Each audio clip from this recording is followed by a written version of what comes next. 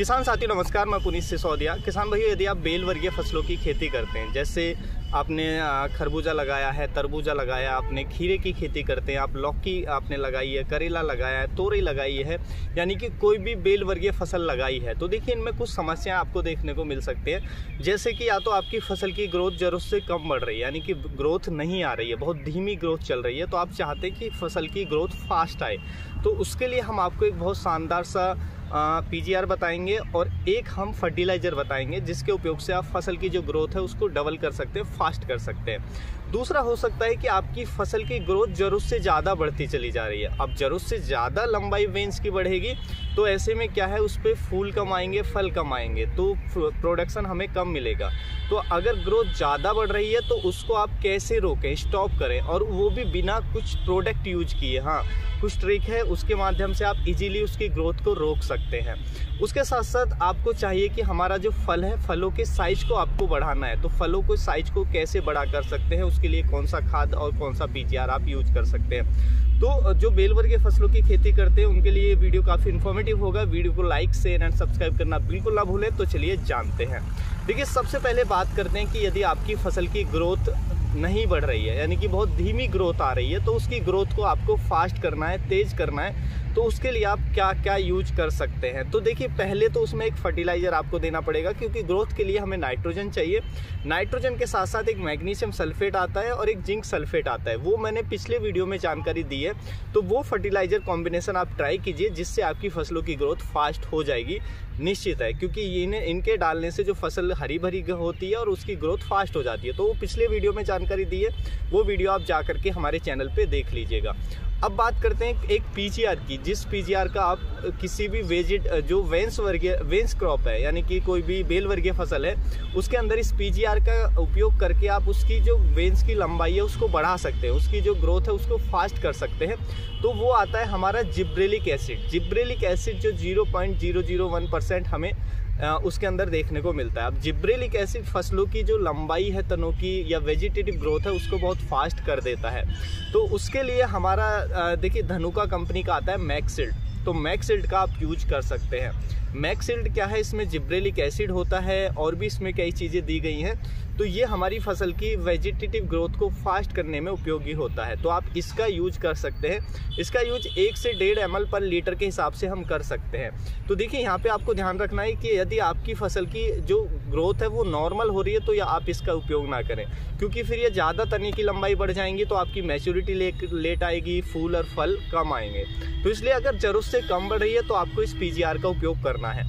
तो ये मैक्सिल्ड आप डाल सकते हैं, धनुका कंपनी का आता है, या और भी किसी कंपनी का आपको मिलता है जिस ब्रांड पे आपको ट्रस्ट हो, जो आपके एरिया में इजीली अवेलेबल हो, तो आप उसको भी डाल सकते हैं। तो इससे जो आपकी लंबाई है वो अच्छे से बढ़ेगी, ग्रोथ आपको फास्ट आएगी।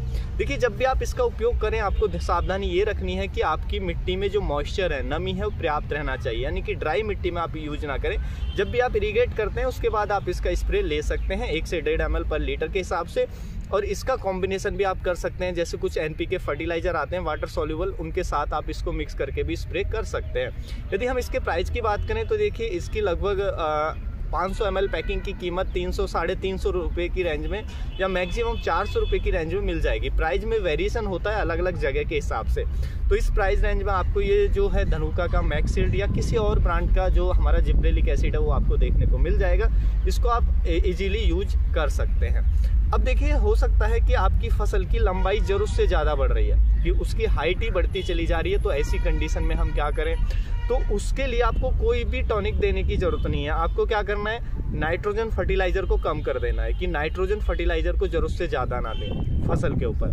दूसरा, अगर ज़्यादा दे भी दिया है, उसकी वजह से हाइट बढ़ती चली जा रही है, तो हमारा एक आता है जो पोटेशियम, जिसमें पोटेशियम हाई हो, ऐसा एनपीके फर्टिलाइज़र लेकर के फसल पे स्प्रे कर दे, तो वो उसके साइड इफ़ेक्ट को कम कर देता है, यानी कि नाइट्रोजन को तेज़ी से प्रोटीन में कन्वर्ट कर देगा। तो इससे ग्रोथ भी कम आएगी, बाद में फिर हमारा जो पौधे में कीट व रोग भी कम आएंगे। तो आप इसका एक स्प्रे ले सकते हैं। उसके साथ साथ देखिए, जब अगर ग्रोथ ज़्यादा बढ़ रही है तो जो मेन टिप होती है, ग्रोइंग टिप होती है हमारी वेन्स की, अगर आप कर सकते हैं लेवल लगा के, तो देखिए मैं आपको दिखा रहा हूँ वीडियो में, इस वेन टिप को आगे से कट कर देना है। जब आप इसको आगे से कट कर देंगे तो इसकी ग्रोथ जो है वो स्टॉप हो जाएगी। तो इस तरीके से ग्रोथ को आप स्टॉप कर सकते हैं। इसके लिए कोई भी प्रोडक्ट आपको अलग से यूज करने की ज़रूरत नहीं है। तो आप इस तरीके से जो आपकी कोई भी बेल वर्गीय फसल है, अगर उसकी ग्रोइंग टिप को कट कर देते हैं तो उसकी वहाँ से ग्रोथ रुक जाती है उस रेंज की, तो जिससे हमें फिर अच्छा प्रोडक्शन देखने को मिलता है, फूल व फल अच्छे देखने को मिलते हैं। अब बात करते हैं, यदि आपको अपने फलों के साइज को बढ़ाना है या फल अच्छी क्वालिटी के आपको चाहिए,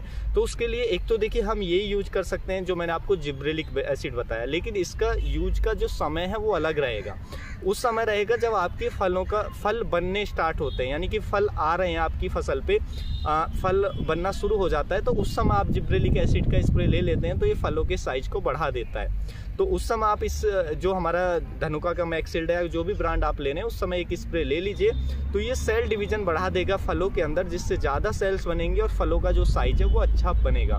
उसके साथ साथ एक फर्टिलाइज़र है जो फलों के लिए काफ़ी उपयोगी होता है, उसमें आप यूज कर सकते हैं। एक तो हमारा NPK 05234 और प्लस उसमें बोरोन भी ऐड कर सकते हैं, क्योंकि बोरोन जो है वो सेल वॉल के बनने में हेल्प करता है, जिससे जो है आप देखेंगे कि अगर बोरोन उचित मात्रा में होता है फ्रूटिंग स्टेज में, तो फल हमारे ब्रस्ट नहीं होते हैं।